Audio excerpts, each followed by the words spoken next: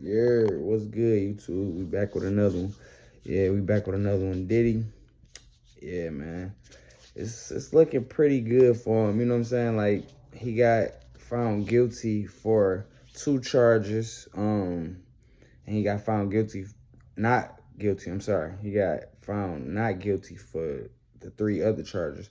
And it's RICO and some other charges. I got the news clip for y'all. I'm gonna play that in a minute. But yeah, man, I just wanna, share a little insight on, you know what I'm saying, the Diddy thing and all that. It's crazy, you know what I'm saying? Like, the Diddy thing, like, I never expected none of this to come this far. Like, I never seen none of this coming, you know what I'm saying? Like, I never knew Diddy was like that.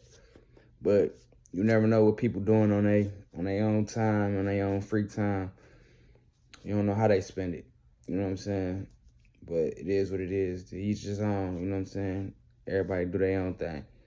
But yeah, man, I got that news clip for y'all. I'm about to get into that. Y'all know what I'm saying? Like, comment, subscribe. Let me know how y'all feel. You know what I'm saying? We got more content coming soon for sure. Like, I'm about to flood y'all. You know what I'm saying? Like, it's coming. You know what I'm saying? But yeah, just subscribe to the channel.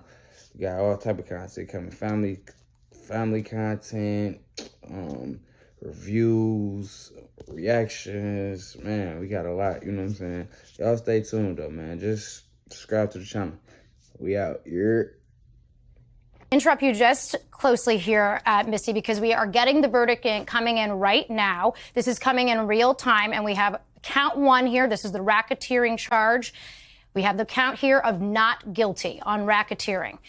This is coming in real time. We have count 2 also coming in here, not guilty. That is the sex trafficking of Cassie Ventura. Count 3, we have guilty. Count 3 is guilty for the transportation of Cassie Ventura. That is guilty. Count 4, this is the sex trafficking of Jane. That's a pseudonym. Not guilty. Count 5, we have guilty. That is 5 counts. We have a mixed verdict here. Again, count 1, as it relates to racketeering, not guilty. Count 2, as it relates to sex trafficking, not guilty. Count 3, guilty. Count 4, not guilty. Count 5, guilty. Now, we should bring up here, Misty, all of these counts have a range of different sentences, a range of different evidentiary burdens, a range of different outcomes we could have had here. But it is a mixed verdict, if you will. It's a mixed verdict, but it is a stunning victory for the defense. The Mann Act, these charges, these were the easiest for prosecutors to prove, the lowest hanging fruit, merely required showing that state lines were crossed for the purpose to engage in prostitution. We saw a lot of evidence on these charges, did not have that element, Laura, of force, fraud, or coercion. And this carries the lightest sentence of these charges. It is a maximum of 10 years. Mm-hmm. And keep in mind, when you're talking about maximums aren't the rule. They are the exception. They're for the most exceptional and severe cases. So now you're talking about a sentence that's potentially in the lower range with time served because he's been behind bars. The fact that these sex trafficking charges, specifically with respect to Cassie Ventura, means that the jury was convinced by the defense, at least with respect to reasonable doubt, that the commercial sex, i.e. the freak-offs, were not connected to some of this violence, that there was not that force, fraud, or coercion element. That is by far, from a penalty perspective, the most serious. It carried a 15-year minimum. So that is a huge distinction. This is the best case scenario, in my view, for the defense. A lot of us opined yesterday that when the jury asked for a readback of Cassie Ventura and Daniel Phillips, one of the escorts' testimony, that read perhaps negatively for the defense. The jury was digging in to see if there was that force, fraud, or coercion.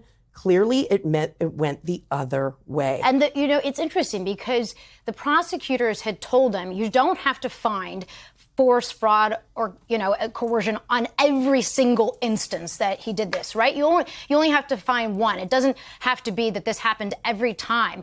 But for the racketeering, you really did need to find a pattern of behavior. You needed to find a criminal enterprise that he engaged in with other people, right? When people think of racketeering, they think of the mob. They think of running drugs. They think of running guns. Now, federal prosecutors have used a far more expansive view of racketeering, especially in recent years in SDNY, right? Because they want to bring in all of the worst evidence. They want to stretch back the material decades ago. And so you've talked about how it allows them to tell a full story. Well, it turns out doing that in this case did not fulfill what the prosecutors had hoped, because obviously they have now cleared him. They have acquitted him of that top charge of racketeering. They have acquitted him of the 2 other charges of using force and fraud, despite having that video, right, Misty? We talked about that video being so damning for him, where you see him on tape pulling Cassie Ventura by the hair. You see him stomping on her. The jury heard evidence that he actually paid money to a security guard to bury that video,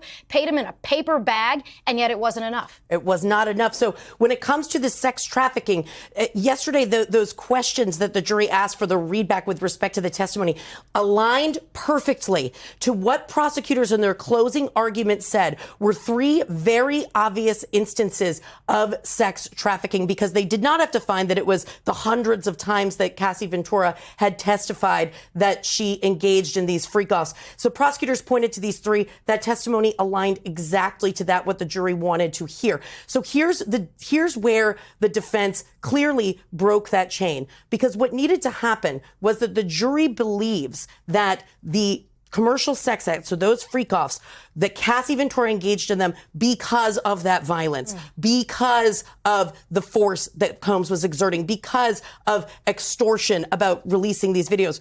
But what the defense argued was there were lots of other reasons. There was jealousy in the relationship. Yes, there was violence, but it related to these personal romantic relationships that he had with both Cassie and Jane. As opposed to being part of this masterminding of an enterprise. And you know what's interesting, Laura? So now we opined about why the jury was not on the same page when it came to RICO. We said, was it because they couldn't agree on a predicate crime, or was it because they just couldn't get there with respect to the idea of this criminal enterprise, which has been very amorphous during the course of this case from prosecutors, hasn't really defined what it is or its purpose.